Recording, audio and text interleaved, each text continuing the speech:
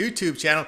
We got a lot of picks coming in this show, a lot of baseball picks. We got college football, of course, NFL. Tonight's Thursday Night Football. We'll have that Jets-Broncos pick coming up as well, and more on the show. Let's take a look at our green room. We got a lot of guests on the show. We'll have Mitch will join me in the co-host chair, as well as we'll have Shane Mickle, El Ninos, Chris Ruffalo. We got Rod Z, and of course Alex Smart as well, as we get ready to get going here with the show. Let me go ahead and welcome our co-host for today, Mitch. Mitch, how you doing today? I don't know how many innings you think the Reds would need just to get a run across. I don't know, but that Braves pitching really was outstanding. And then the hitting, at the end of the game, the Braves have hit in the 8th inning all season long. And, here it was again.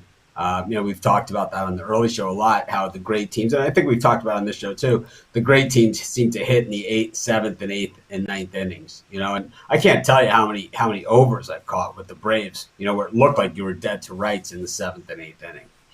Yeah, of course, in these both games, and this one goes under because you got the Reds lineup with good pitching, but really not much hitting. And to their credit, the Reds pitchers definitely deserve a better fate. I think they pitch really well.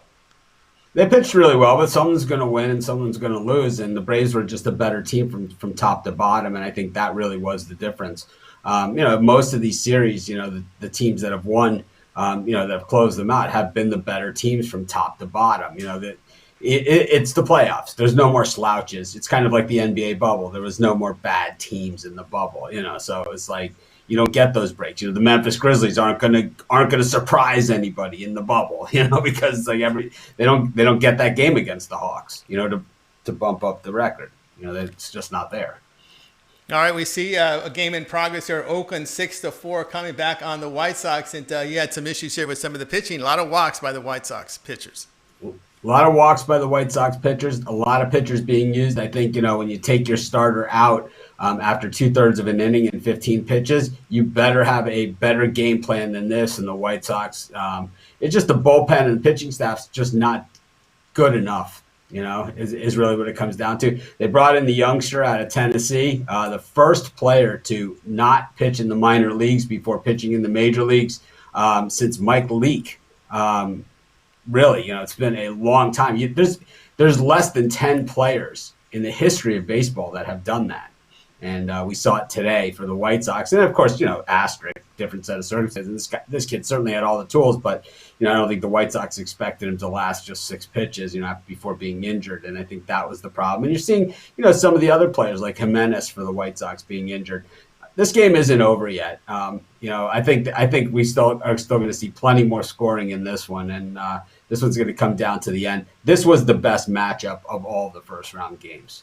Yeah, it's definitely playing out that way. Of course, the winner here will play Houston in the best-of-5 series. And this will be played at Dodger Stadium, at Pitchers Park. And actually, I could say Pitchers Park. I don't know if it's a Pitchers Park anymore. The way they're not hitting the ball over there in LA. How would you size up that one?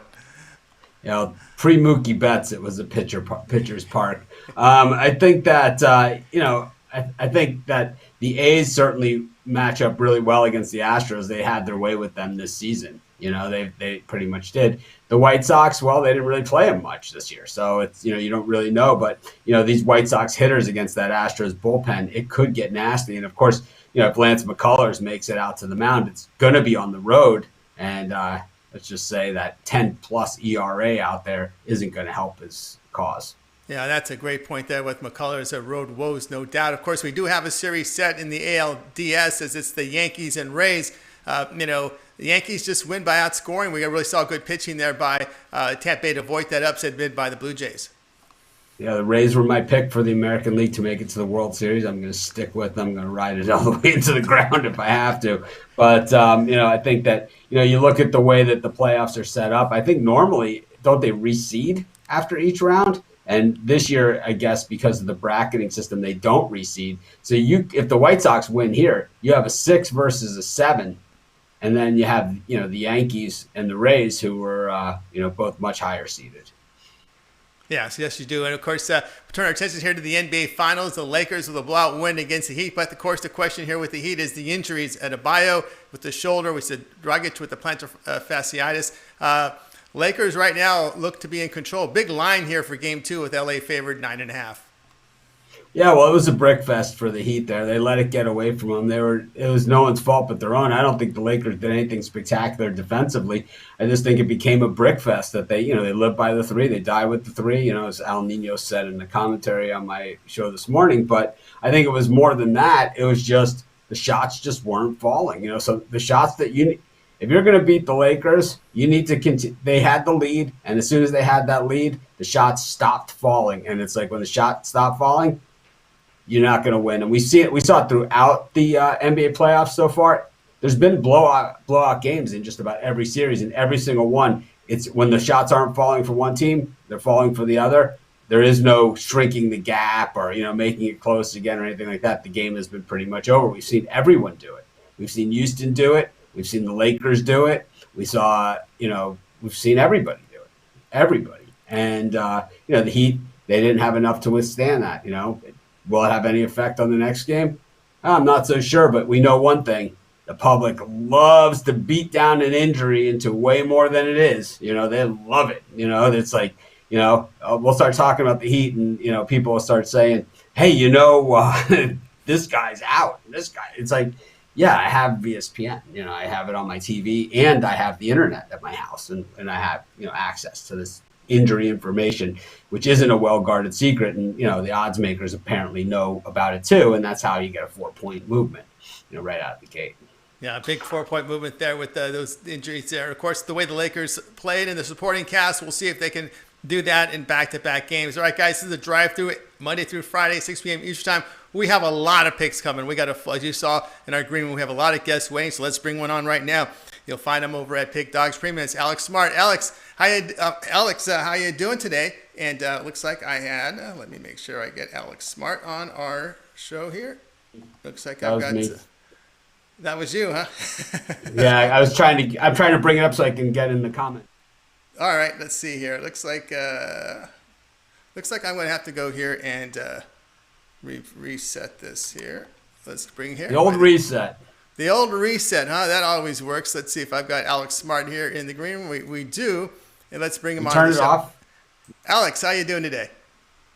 Good. How are you? How's everything? Well, everything's going, was going smooth until I pushed the wrong button, but we're okay. But Alex, I want to get your thoughts here. Of course, you kept an eye here on this White Sox Athletics game. I know it's still early, but the White Sox got the bats to come back. Well, what's the old saying? It's not over till it's over, and you can see that already in this game.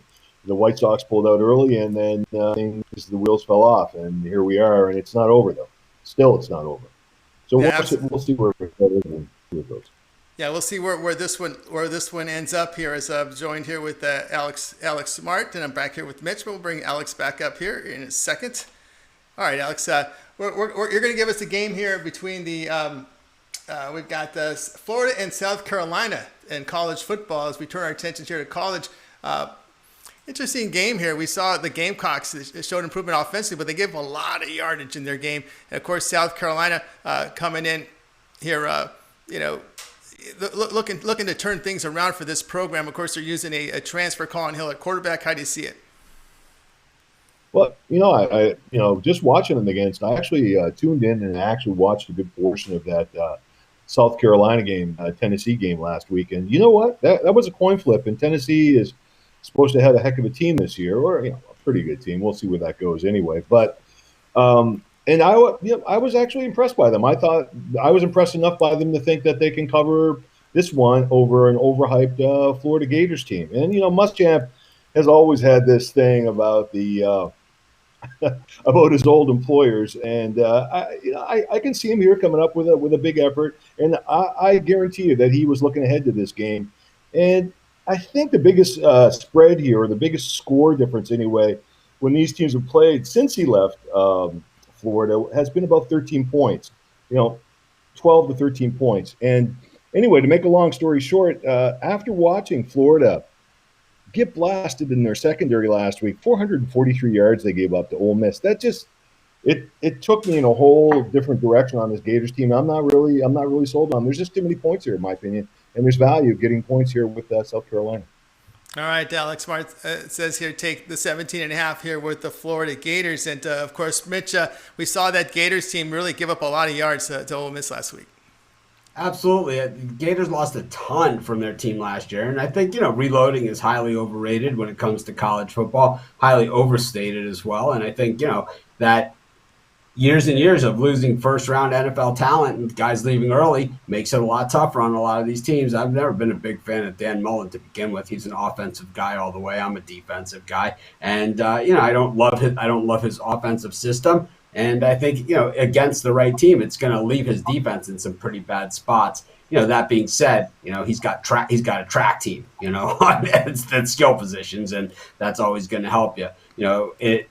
Florida's always going to get the pick of the litter of the Florida athletes, and that's where everybody recruits from. So, and they get the ones that they want. With that being said, how many Florida wide receivers do you see in the NFL? Not too many, which is amazing considering how many Florida wide receivers there are in the NFL, and we'll see a couple of them tonight. And Jerry Jeudy is, of course, one of those. But the thing is that I'm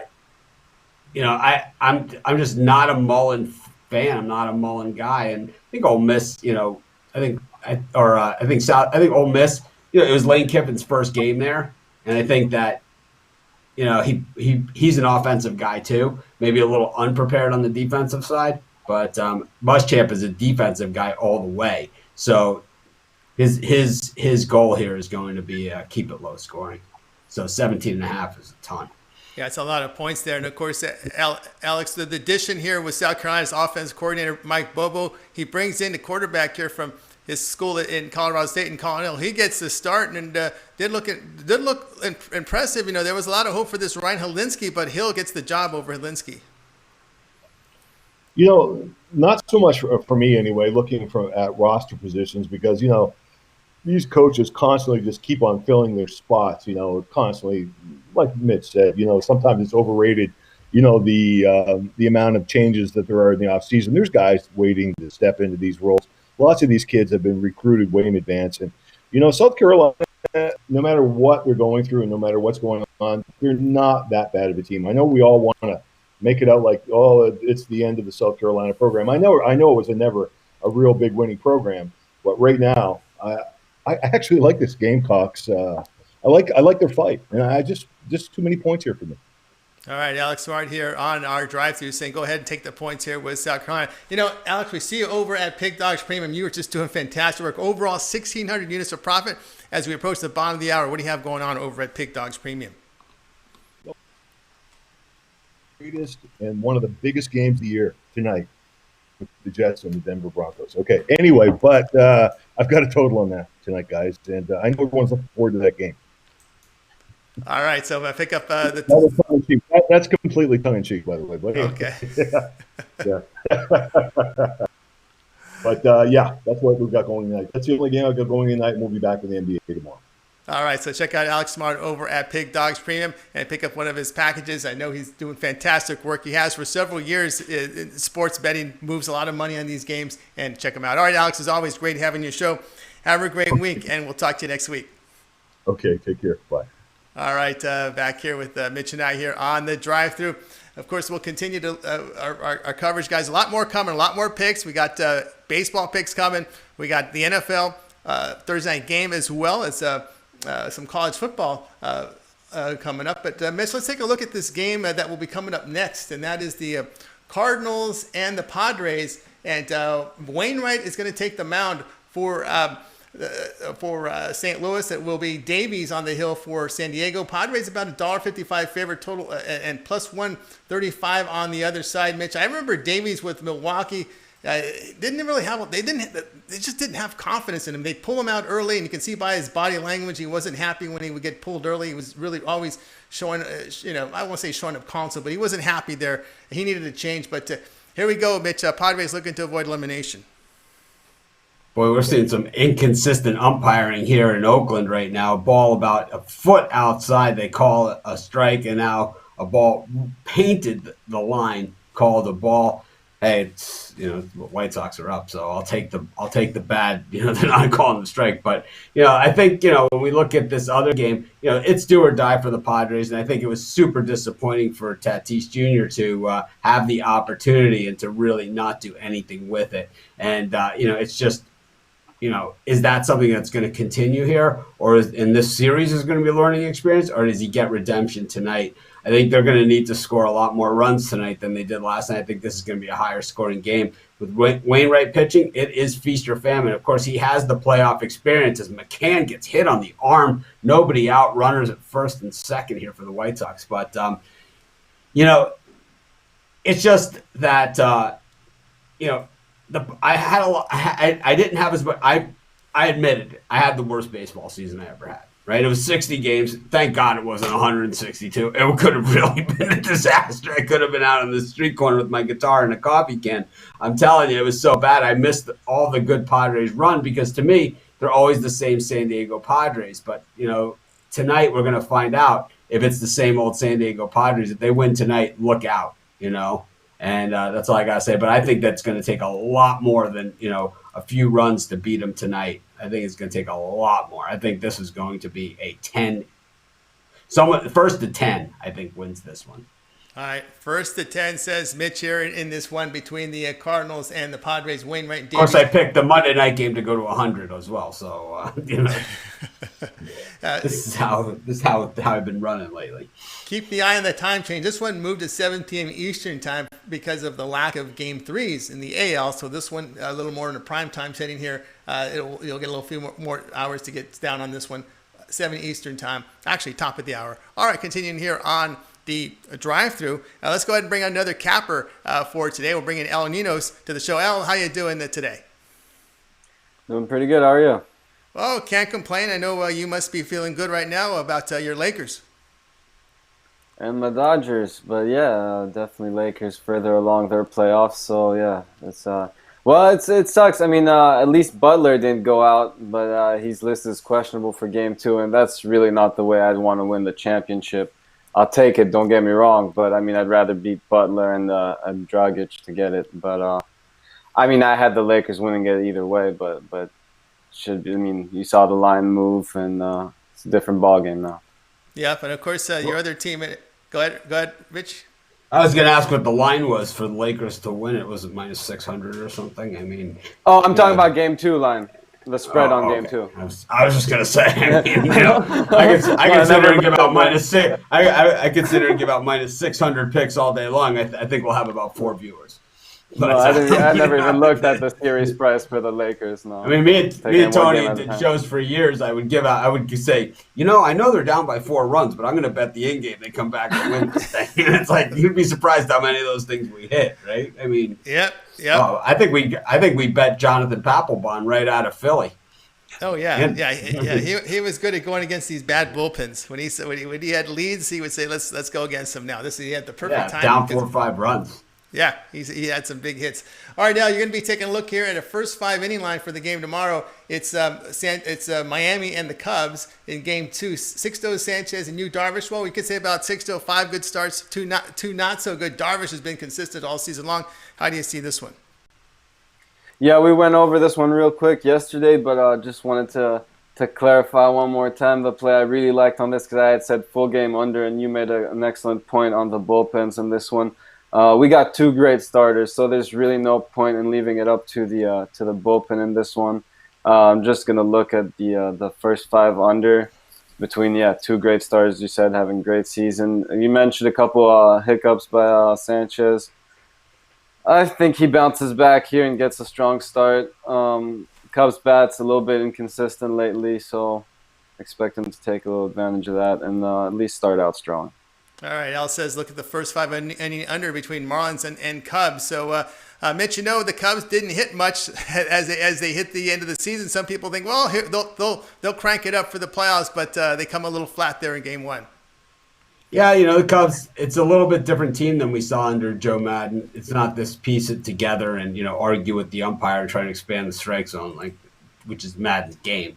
I think, with this Cubs team, it's more of an Earl Weaver type team where they really go for the long ball.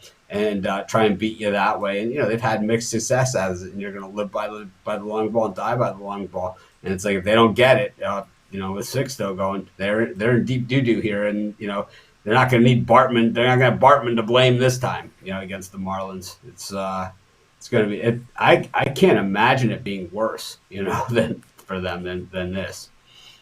Yeah, it can't be. Al, are you looking at a side in this one? I am. I was looking at it today. I did see the rain, but I was thinking it was an early game and they could hold up and get it played.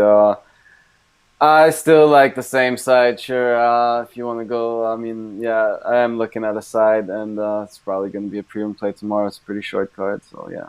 All right, so I was looking at sides. Al, we see over at Pig Dogs Premium having a really good start to the NFL and college football. What do you have going on right now over at Pig Dogs Premium as we reach the bottom of the hour?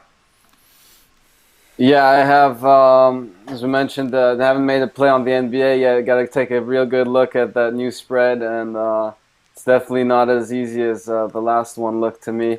But we'll take a good look at it and come up with a play there. And got, as I said, the Thursday night football going off. Got a couple other good MLB plays tonight, and got my favorite Sunday play for end of the NFL as well. And yeah, gonna start looking at the college football games. We got 2 of them tomorrow and a whole bunch of them on Saturday. So gonna get into those tonight. All right, guys, check out Al Nino's over at Pig Dogs Premium. Really good start to the NFL season and pick up one of his packages. Al, it's always great having you on the show. Have a great night, and we will talk with you tomorrow. All right, you guys have a good one. See you actually next week, I believe. But That's right. I'll be ready tomorrow if you are. Thanks for joining us. We have a sports betting genius here in the Pick Dogs chat, Michael Lopez, picking the winner of the Chiefs Ravens game 4 days after the game is over. Talking about an easy winner. Wow, that is impressive. I had the Patriots to beat the Falcons in the Super Bowl. No, they're showing a replay. Oh, they're showing a replay. Yes, I was getting excited there, but now we're back in live action. No, it's a pitching change. Pitching change. Pitching change. They're showing the replay of Robert's home run. That was a tape measure. That was, I think, one of the longest home runs of the year, right? I don't think I've seen a longer home run hit there in Oakland. I mean, I've never seen. Mike Fiers is the Mike Trout.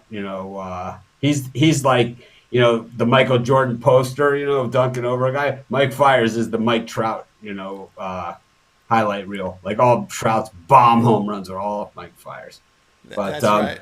Yeah. But Michael Lopez with that pick, that the Chief was easy. Anybody who was on Baltimore should stop betting immediately. Yeah, okay, Mike. We'll just listen to you. That's why. How many readers a month do you have on your channel? I don't know. I mean, what jerk? It's like, you get one. Congratulations, you got one right. It's like, and they gotta let everybody know, right? That's usually how it is. Oh, we got them in the Facebook group too. I mean, it's like they post the ticket after the game is over. Well, that really helped us all.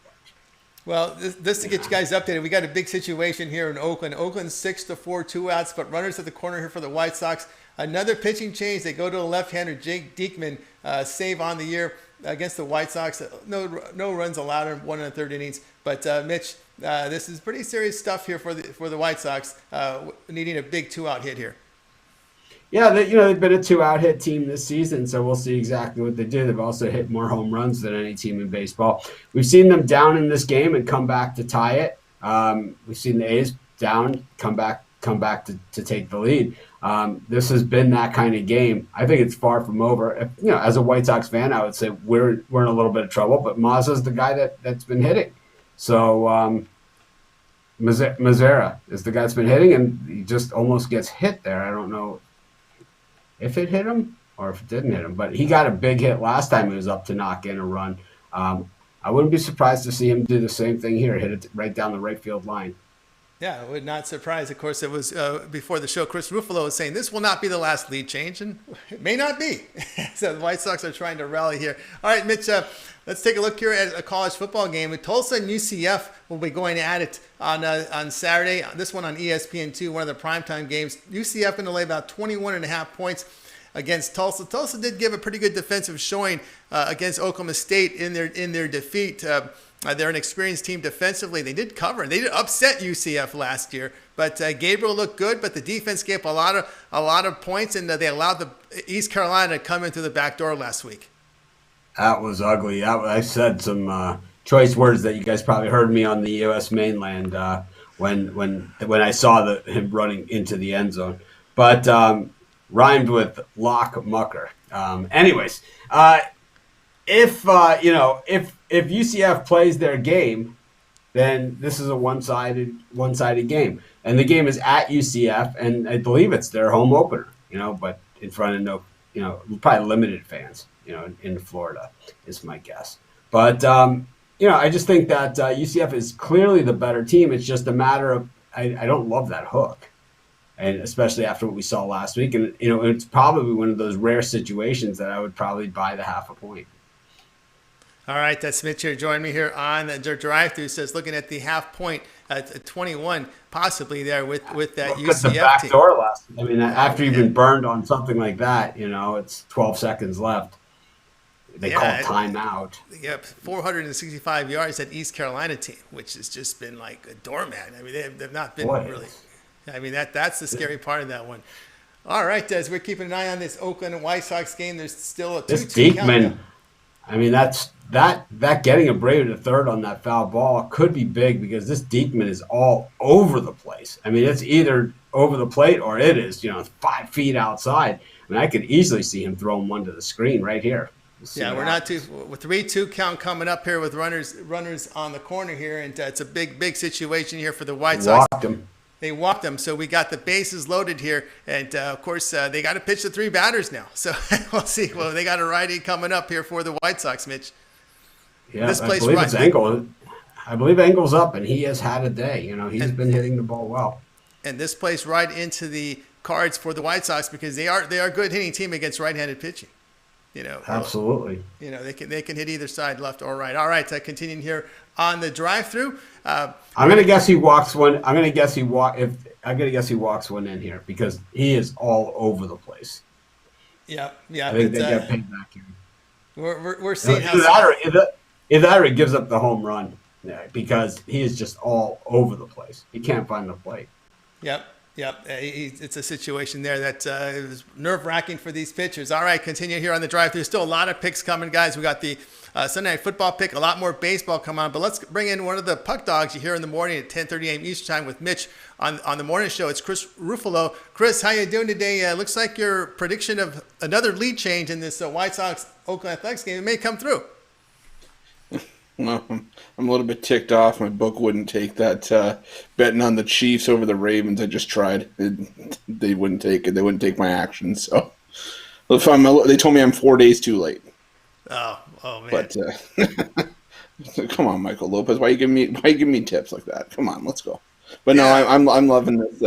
I'm loving this baseball game. And Tony, it's like we said off air. I think this is going to be a replica of the Yankees game last night, where you're not going to see. This is not going to be the last lead change of the night for sure. No, absolutely not. So, of course, here joined by Chris Ruffalo here on the drive-through. Chris, you're going to be looking at a game I actually looked at myself. I was like scratching my head on this line move. We're looking at this Charlotte and FAU game, and we're seeing FAU favored about 6.5, 6, total 60.5. But the story here is, one, you have a coaching change. Willie Taggart now taking over to FAU. Their starting quarterback, Chris Robeson, left the program a few weeks before the start of the season. And FAU has had bad luck with this COVID. A lot of postponements here facing a Charlotte team here. And who does return their starting quarterback and their playmakers in the passing game. And they did play well to close the season and make a bowl. So how do you see this one? You brought up some very good points right out of the gate, Tony. But like for me, this line stood out right at first glance, and after digging into it, it really stood out. I mean, Charlotte's had a couple games postponed themselves, but they also had a game under their belt against a pretty good Appalachian State team, and they hung around in that game. And if there was one team that kind of benefited from COVID, if there was any sort of benefit, it's that the 49ers are going to get Chris Reynolds back as their starting quarterback, which is big considering he threw for 2,600 yards, 22 touchdowns last year. As far as FAU goes, you mentioned that as well. Lane Kiffin left the program for Ole Miss, but he left it in pretty decent condition for Willie Taggart to take over. But this is still an Owls team that brings back just over half of their production from last year, put them near the bottom of the country in that regard. Plenty of transfers were brought in. They brought in Indiana quarterback Nick Tronti, as well as Michael Irvin II from Mitch's Hurricanes to lead the receivers. That's because FAU had to retool for the loss of Harrison Bryant, D'Angelo Antoine, who led the receiving corps last year. Now, I respect Willie Taggart for what he's done. He built up Western Kentucky in the past, and he built up South Florida to be eventually a 10-win team. But since he left South Florida, it's been a mess. I mean, it's gotten to the point where anything in Willie Taggart's house is plastic so that he doesn't break it the way he broke Oregon in one season and then broke Florida State in the last 2 years before he left the program. I mean, that was a Seminoles program that was a perennial 9-10 game winner over the course of the 2010s. But from a betting standpoint, Taggart had a 9-12 record at the helm of Florida State. 5 of those 12 losses came as a favorite. And while we can't knock the 49ers, their coach Will Healy, he coached the Niners to 3 outright wins last year. They were in the conference as well as covers in back-to-back years against App State. The Lions also dropped 3 points with seemingly everybody on FAU. I just think the 49ers have a chemistry edge here, as well as having a game played as well. While FAU is going to take time to gel with those transfers being brought in, you can take the points if you want, but my pick's going to be Charlotte to win this game outright on the money line at plus 190. Yeah, I can't argue that there. Mitch, you look at Taggart, a little difference now. He's pretty financially secure, but then he goes into this program, FAU. How do you think what's going through his psyche right now coaching this program after it stops at some major schools? When he has been at the lower level schools, he's excelled. So we've seen him at non-Big 5 conference schools, and he's been one of the best coaches in the country. We saw him at Oregon. He never had his players there. We saw him at Florida State. He never had his players there. Very, very hard to tell. I think that shoot the message, or you got to give him time. College coaches get time. At Florida State, they didn't give him time. At Oregon, he left on his own to take the Florida State job. So he didn't get run out of Oregon. And had he gotten his own players in there, he was not exactly left a stretch limousine there. And at Florida State, he was not exactly left a stretch limousine either.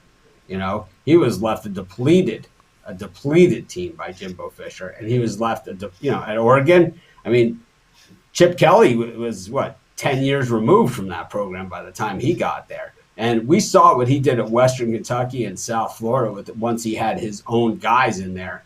I think you're really, really giving Willie Taggart a tough look there. But I have to say, I do like Charlotte in this game.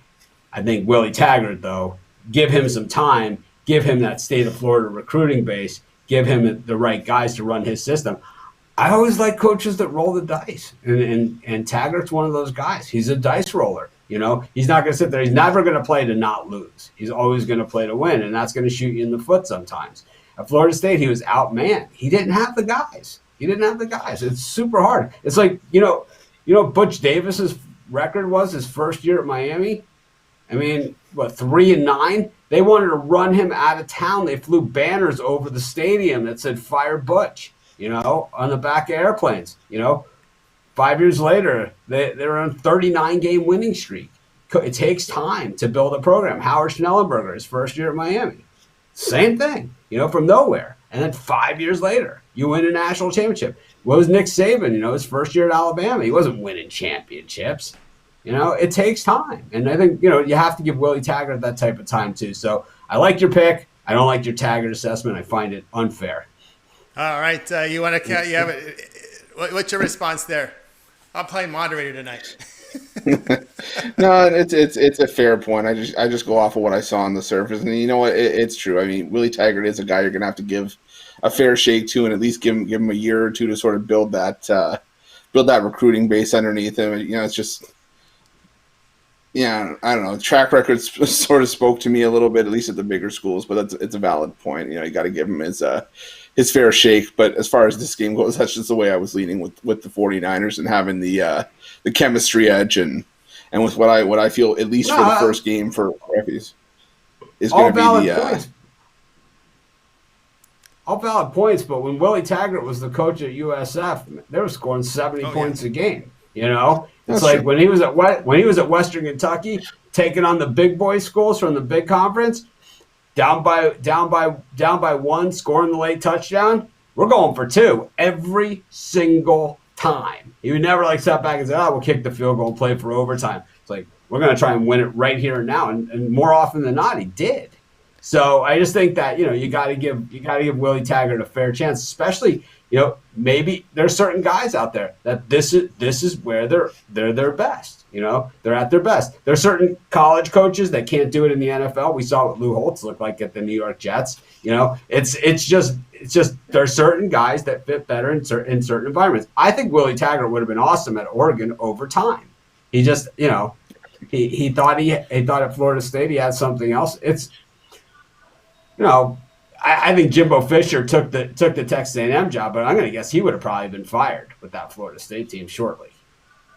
Yeah, and of course the conversation could be different, Chris, going into next season. After there's been a full year, he's got some recruiting in. It may be different, but now it's a totally different situation with the COVID, the postponements, no experience on defense, only 3 starters back. You lose your starting quarterback.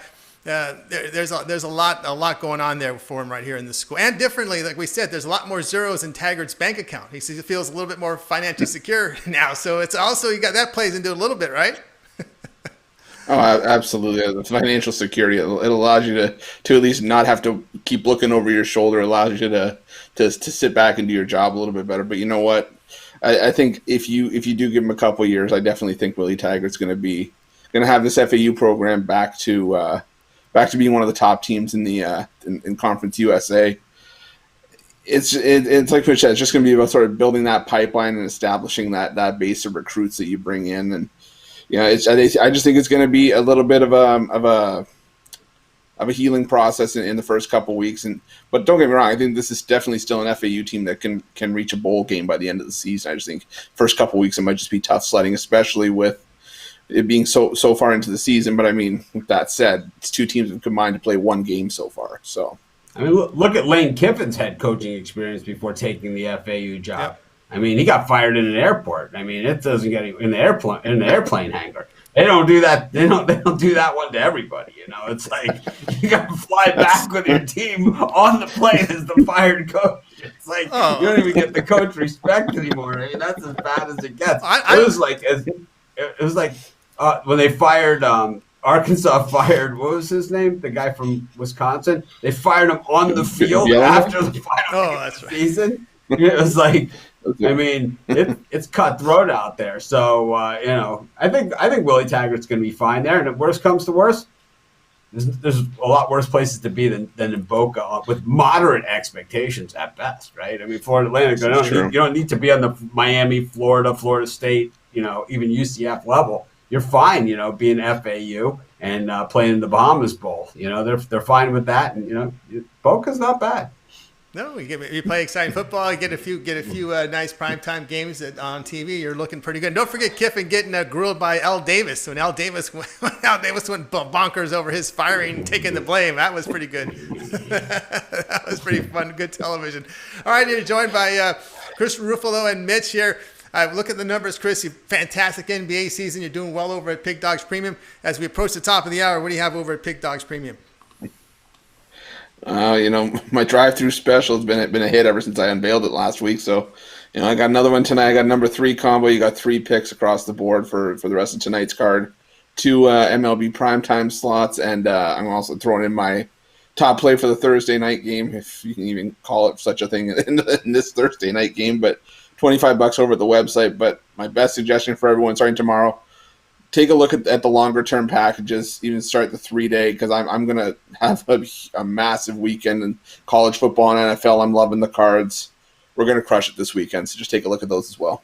All right, check out Chris Ruffalo over at Pig Dogs Premium. Pick up one of those long-term packages. We're getting right into the teeth of football season. It'll be a good time to pick it up. All right, Chris, it's always great having your show.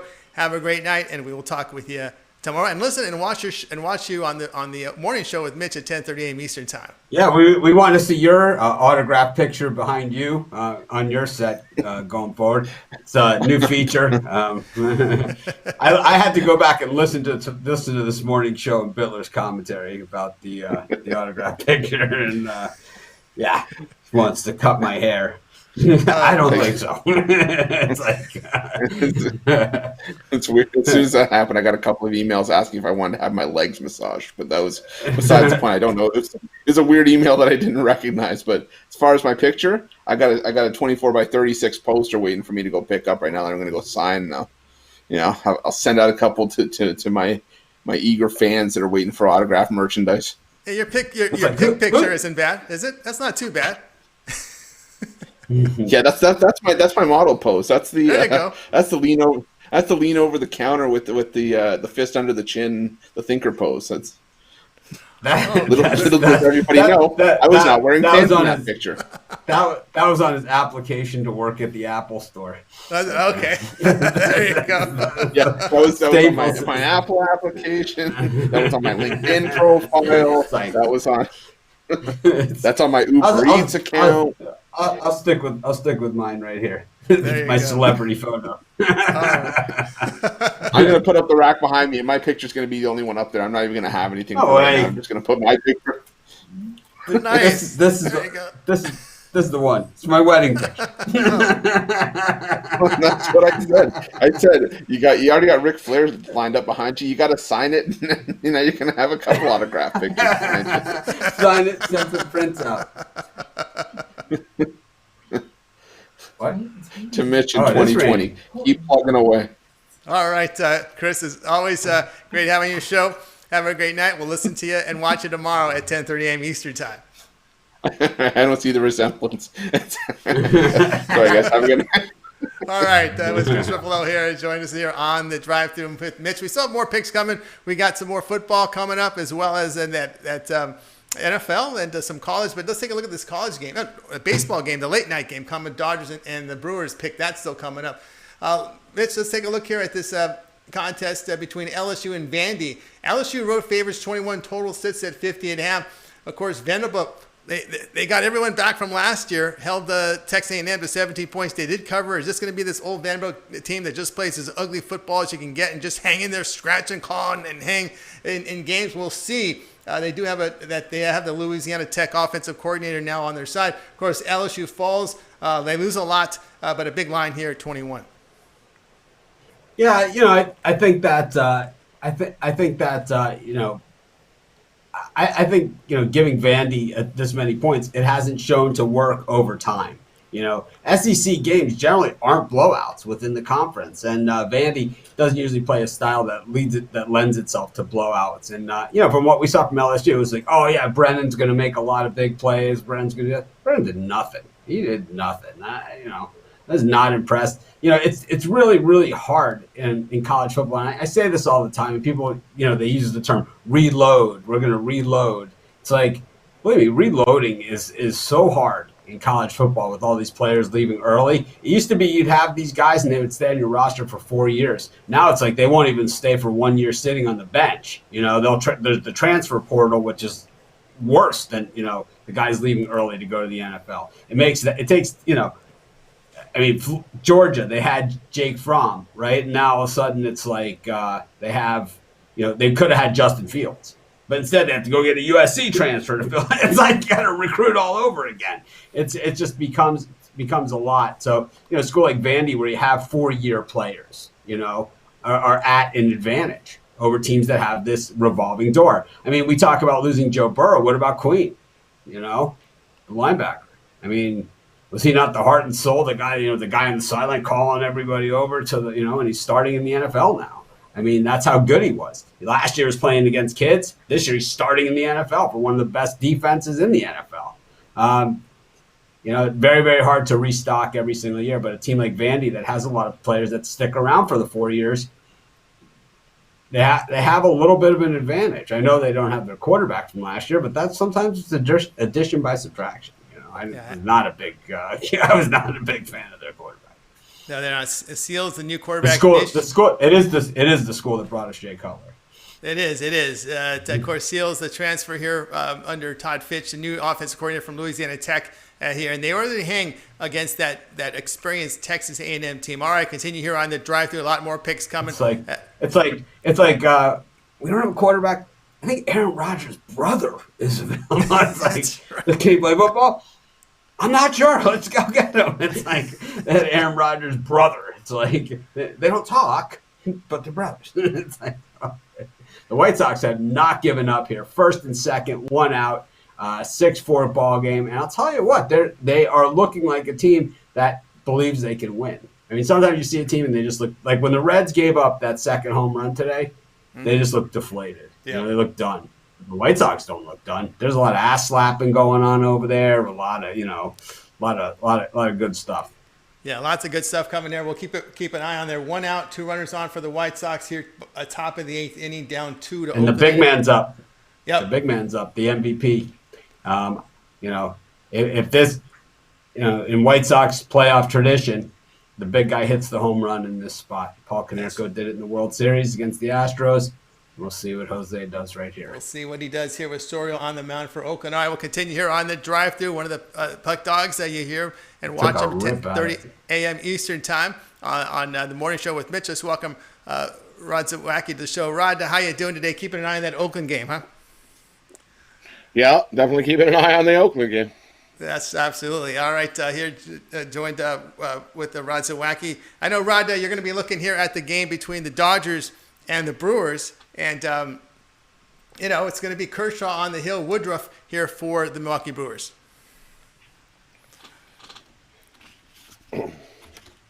Yeah, in this contest here for me, we got Woodruff versus Kershaw. Woodruff, he's pitched real well. His last time out, he pitched, I think, what is definitely his best career start against outdueling Wainwright, pitching 8 scoreless innings, 10 strikeouts, 1 walk. And for me, we know playoff Kershaw. His numbers are 9-11, 4.43 ERA compared to his regular season. For me, this price, you want to lay that with Kershaw? He looked good all year. There is, of course, a higher percentage that the Dodgers do win this game, but all the value is here with taking a shot with Woodruff and the Brewers. So I'm going to take a shot here with the Brewers to win at what are they? You can get them at plus 220 now. I'm going to take a shot. All right, Rod says take Milwaukee Brewers. That number's all over the place. You can expect late money on the Dodgers. It always seems to be with this team is the last several seasons. It's been the late money. So you wait, you can probably get over 200 plus 200 price.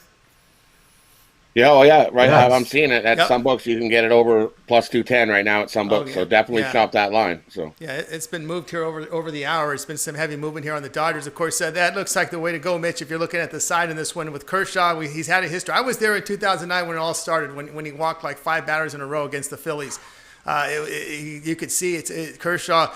It's a difference. It's not himself in these postseasons. No ERA approaching 5. Yeah, 4.43 ERA, worst ERA of any playoff pitcher with more than 100 innings pitched. Clayton Kershaw. A Braves swings at a pitch on the outside. Man, did he take a rip at it. It looked like Soria just doesn't want any part of the strike zone here with Abreu up, but, he got him to chase outside 2-2. Man, this is baseball right here. It's like this is what it's all about. And, our situations just like this. I mean, if they happen to get him out, they still have a chance. But this is your captain. I mean, do you pitch around him? Here, what do you try? Soria, the ball that he swung at on the last one, he's apparently just trying to miss him. But I'm with you guys. I bet personally, which I do. I bet surprise. I do bet. And I took the reverse run line just for the hell of it, too, on this one as well. Wow. What was the plus on that? Oh, no. Double play to get out of it. Brutal. Yeah, that's pretty much it. I'd say we're done. Yeah, they had, the White Sox had 2 chances, good ones with runners in scoring position, bottom of the 7th. But again, it was just a little, looked like it was a breaking ball. It went down, and he went outside. Yeah, outside. He took something off. Soria took something off. After coming heat. He took a little off and got him to get in front of a ball. And, of course, you get in front of it, you're not going to make good contact. And that's what happened. It was a comebacker to the mound to Soria, and they turned the double play. Ouch. So, rough. All right, Ron, we see you up at Pig Dogs Premium. Such is the life of a Sox fan. I don't even have money on this game. Rod, do we see over at Pick Dogs? Really good NBA season, doing well up there. What do you have going on as we approach the top of the hour over at Pick Dogs Premium? For me going on tonight, I got one play left in the NFL. Picking the NFL game tonight. You can pick that up over at the website. Or, like I said, I'm gonna start. I'm loving this weekend, and I'm gonna kick off October and have a huge October. So sign up. I got a week package there for $99. Get it out. We're gonna have a huge weekend. Pick it up now over there at Pig Dogs Premium. Huge weekend from Rod Zawacki at Pig Dogs. All right, Rod, as always, great having you on the show. Have a great night. We'll talk to you tomorrow, and we'll listen and watch you on the morning show at 10:30 tomorrow morning. Good to be here. You guys have yourself a good evening. All right, everybody. Rod Zawacki here on Drive Thru. Guys, we have a lot more coming, a lot more picks coming. And Mitch, I'd like to talk about this Navy Air Force game. This one at 6 Eastern time on CBS Sports Network. Navy favored by 7. Total sits here at 46. Of course, the concern here was with Air Force, the first game, and they had a lot of players opt out, if you would. And, of course, Navy had a couple games under their belt, but you expect Calhoun several seasons in his belt at Air Force. Air Force has been a successful program. The Mountain West did decide to play after all, but, they had clearance to play these 2 games against Navy and Army, so Air Force knew they were playing this game, but they're going to be shorthanded here, a limited roster. But this is a service academy school, so how do you see this one? Yeah, we haven't really seen much from Air Force. Navy, we saw, have that comeback win against Tulane. This isn't one that I'm absolutely dialed into. We got a gigantic line move in this thing, and I'm just not 100% sure where it's coming from. So I haven't really made a projection on this one yet. All right, I mentioned projection here. The issue there is basically not knowing the roster here for Air Force appears to be depleted because a lot of their players have opted out. So that was the talk there with this Navy Air Force game. That's where you're seeing it move in the direction there from our Air Force -1 to Navy -7. So a little more time to look at that one. Maybe it just doesn't seem like they should be favored by 7 points over anybody. I'd probably take the points there just on spite alone. Normally when I can't decide, I just take the points. Yeah. Like, I'm the opposite. I know a lot of people, most people, they would just be like, they just think they disregard the points and they take the favorite, right? I mean, they just disregard that there's a point. Oh, Alabama's going to kill them, right? They just disregard the points. But for me, it's the opposite. It's like if I can start the game 7-0 against a Navy team that we know can't tackle, probably okay. All right, continue here on the drive-thru, joined by Mitch as we're looking here at some college football. And we're going to continue on. We bring on one of our cappers you'll find over at Pig Dogs Premium, and it's Shane Mickle. And we'll welcome Shane to the show. Shane, how are you doing today? And let me get my stuff right here. Let's see. We'll bring Mitch back here. Let's see. We get Shane here. Shane, where are we at? Where we go here? Here we go. That looks like Shane. How you doing today? Good. How are you guys doing? Well, we can't complain. We're looking at the card here for college football, and you're looking at this game between Oklahoma State and Kansas with Okie State favored about 21.5. Yeah. Personally, I'm a Kansas Jayhawks fan, but there's nothing more I love them in the fall than watching the Kansas Jayhawks suck and making money off betting against them. It doesn't seem to matter what they do. They're just not a very talented team. I thought this year might be a little different.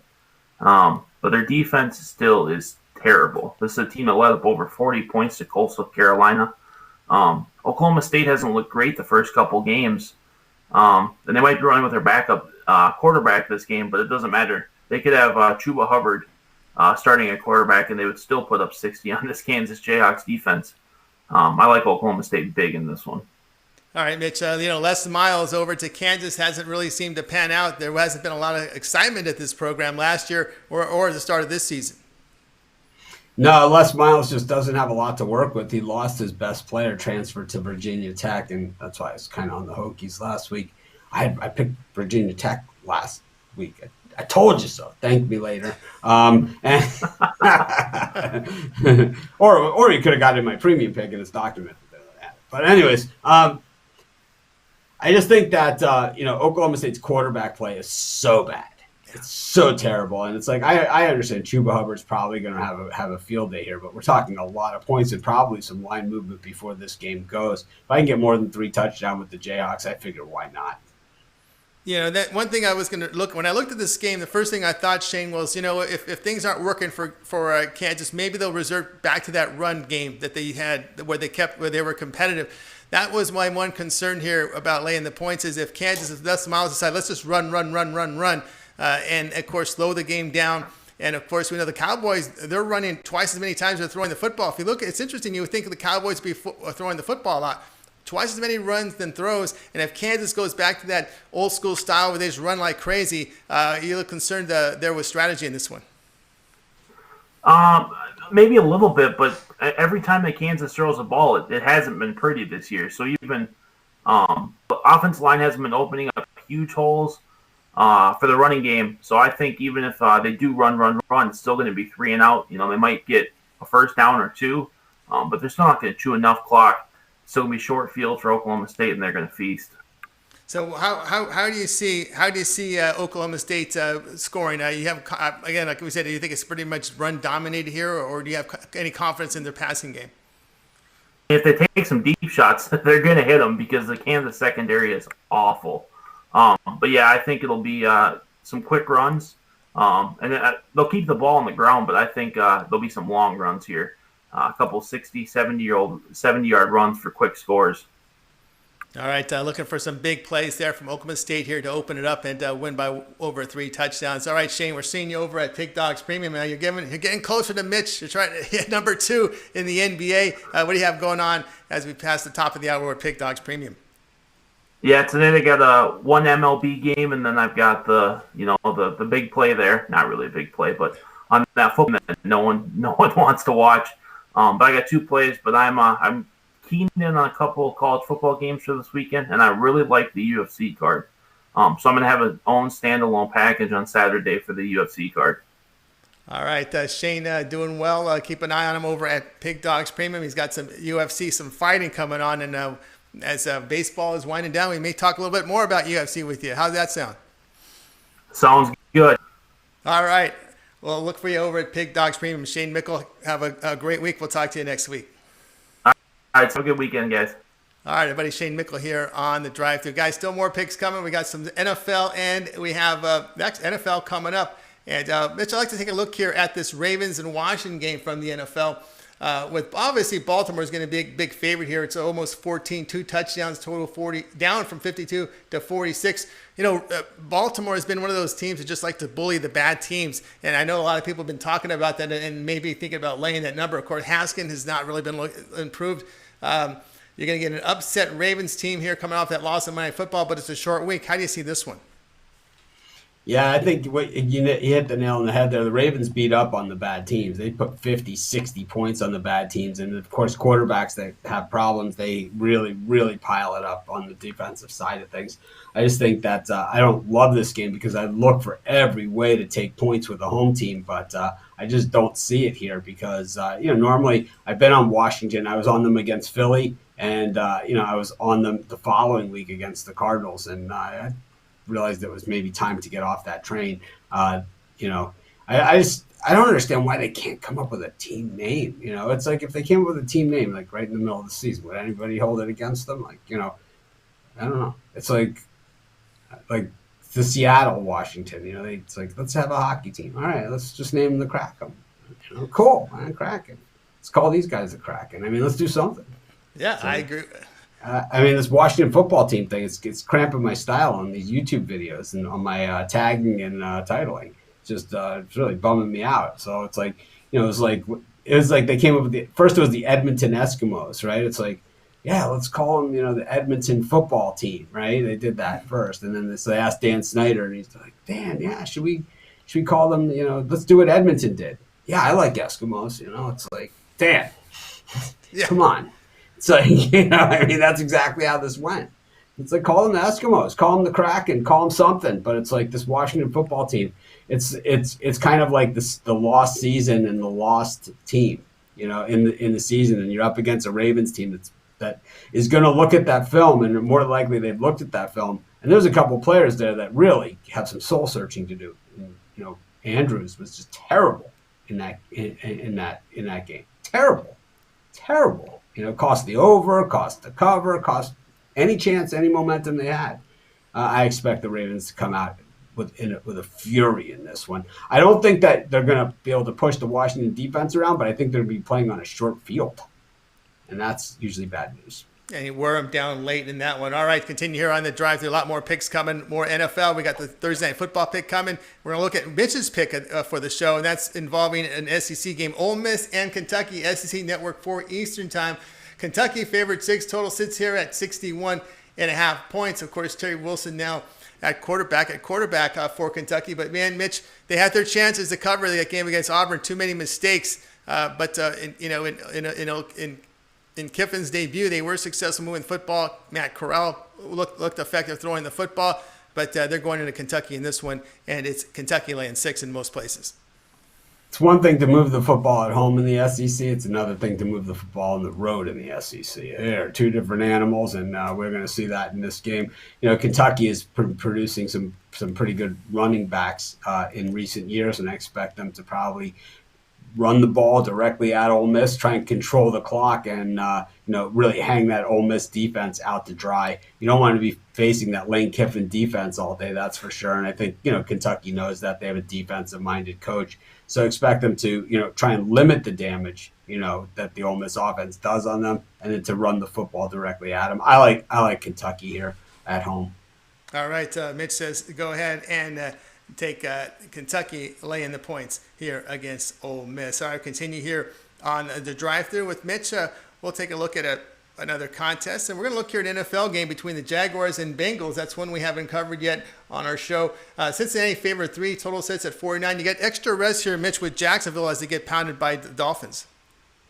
Yeah, they do get extra rest. They were pounded by the Dolphins, both those things. But the Bengals have proved that they're not as bad as a team that went 1-15 last year and drafted number 1 overall. Joe Burrow certainly is a good player, but I think the issue here is that the Jaguars have beaten a lot better teams than this, and now they're getting points at home. So points on the road. I mean, against the Bengals. I don't think the Bengals are. I think that they're an improved team. I don't think they should be favored against anybody. I'm with you there. I definitely look at taking the points in that one between the Bengals and the Jaguars. When you look here at the Bengals, this is a team 26 in the red zone, 28 defensively in the red zone. So this is a team that has the struggles inside the 20 offensively and defensively. All right, continue here on the drive-thru, joined by Mitch. And now it's time for my pick, and we're going to be looking here at the football game tonight between the Jets and the Denver Broncos, and I'm going to go ahead and take Denver in this one. Let me give me the latest odds in this game. We have the Jets here. Well, this one's at a pick 'em. We're seeing some money here on the Jets. Crowder is expected to play, but you know what?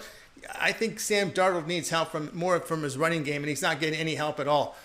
This is the Jets. This is a Denver team that is now moving to third-string quarterback in Brett Rippon. We understand that. He did play his football at Boise State. Does have a year in the Broncos organization on the practice squad. When I've seen from Denver, they performed better than the Jets on defensive side of the football, and they've been a little bit more competitive in games. And Jets, they've just looked bad. I mean, no Le'Veon Bell, a quarterback that's not very confident. You've got Melvin Gordon, Royce Freeman in the backfield for Denver, but the Darnold's average just 5.2 yards per pass attempt. Like I said, no help from the run game, just 3.6 yards per attempt. I think they're on principle. I just think Denver defensively a little better than the Jets, and I like them in this one. All right, here joined by Mitch. We got this Broncos-Jets game, and during COVID, we always said, man, bad football is better than no football. Yeah, and we're gonna find out exactly if we were just talking or if we really mean it, because tonight is a great chance to see just how bad a football we're willing to watch, because this line has actually moved all over the place. This was one of those lines that when it opened, it's the Dave Koch, and they're not betting the team, they're betting the points, they're betting the number. And it's like at 2.5, the Sharps love the Jets, and at plus 1.5, the Sharps love the Broncos. So the Sharps are looking at a 1-point game here, and I'm with them that this is going to be a tight, crappy, lousy 16-14, 12-10. 4 field goals up against a touchdown field goal, something like that. This is a crappy game. I think that the Broncos actually have more stars, and I know they have a defensive head coach, but man, I would love to see them get the ball in Jerry Jeudy's hands more often. And I think they're going to find more creative ways to do that. Some of the things that the Niners, I talked about this on the morning show, some of the things that the Niners did with Deebo Samuel to get him the ball, some of these jet sweeps and things of that nature, because you have a talent like Jerry Jeudy, you need to get him the football. The Jets absolutely miserable against running the football, in points scored. The Jets are just not a very good team. This team is 24th in the NFL against the run. And, you hear coaches say all the time, what do you want to do today? We want to be able to run the football. We want to be able to stop the run. And the Jets do neither of those things. Gase he's an embarrassment as a head coach. I know ESPN has jumped on board, with me, Mike Greenberg, and ESPN has jumped on that he wouldn't hire Gase to coach a Pee Wee team. I said that when he was in Miami. I said, this is the guy, when his solution was to bring in Brock Osweiler and Jay Cutler, it was like, this guy's ego is Doug Peterson's size, right? Where it's like, you don't need to complete a 7-yard, pass on 3rd and 5. You got to throw it 40 yards down the field because my play I drew up is good enough to do this on a regular basis. It's just, this is a guy that just has no concept, of winning in the National Football League. And we're going to see it tonight. If you get beat by Ripon, you stink. Oh, yeah, that's for sure. All right, here on the drive-thru, I'm joined by Mitch. And let's go ahead and recap the picks from today's show. And we got it started here with Alex Smart. He said take South Carolina plus the 17.5 against Florida. Then we had Al on. He likes the Cubs. Marlins don't deal with the bullpens. We got Sixto and Darvish up there. Just go under 3.5 in the first 5 innings. Chris was on. He says take Charlotte 49ers. This is college football. Plus 170 on the money line against FAU. Rod Zawacki said take the Brewers. We knew that this was now up over plus 200 against the LA Dodgers. Shane Mickle says Oklahoma State minus 21.5 against Kansas. Mitch, lay the points with Kentucky minus 6 against Ole Miss. Yours truly was the Broncos. This one's all over the place. You can find pick against the Jets. And I always ask Mitch, other than his pick, which one do you like the best? I'll go with it's between you and I like Ruffalo's plus 170 right there. Charlotte. Yeah, I had my eye on that one as well. All right, Chris Ruffalo saying take Charlotte plus 170. All right, continue. I don't like his Taggart comments. I know he did not like that. He did not like that at all because Taggart now is, back where he performs best, and he won't be under the pressure to win now. When you go to school. I think he would have won at Oregon. I just don't think he sat around and waited for the miracle to happen. But I think had he stayed at Oregon more than a year, he would have won there too. His offense at Oregon, he would have been revered. He just wanted that Florida State job. Yep, that's what he did. All right, here on the drive-thru, guys, we got all the picks in. Don't forget, tomorrow morning, 10:30 a.m. Eastern Time. It's a morning show with Mitch and company. And, of course, we'll be back tomorrow. We'll have a lot of picks to go over. We'll have the NBA, Heat and Lakers. We'll have Game 2 picks. We'll have picks from Major League Baseball. And we know we're going to have one game. We'll have the Cubs and the Marlins. Hope there'll be some primetime games. Maybe there'll be some series we can talk about. But we'll definitely have a lot of football tomorrow. We'll have a Louisiana Tech and BYU. Mitch, BYU laying about 24 points in that one. Well, the thing about BYU is when they play against those smaller division schools, they always look about 2 to 3 times the size of them. And we saw it last time out against Troy. It'll be interesting. Louisiana Tech a little bit better than a Troy. Robert up here for the White Sox, they're running out of chances. This is the 9th inning. They got a runner on first, Liam Hendricks, throwing. But, hey, a guy that throws this hard against a guy that hits the ball this hard, maybe he hits one further than the 487 that he hit the first home run. Yeah, we'll see that as they're down to 2 outs remaining here in this one, 6-4 in the 9th inning. White Sox trying to stay off elimination. All right, one more out remaining. All right, let's bring on the Pick Dogs with one more wave goodbye. And remember, we're back tomorrow at 6 p.m. Eastern Time. We'll see you guys tomorrow.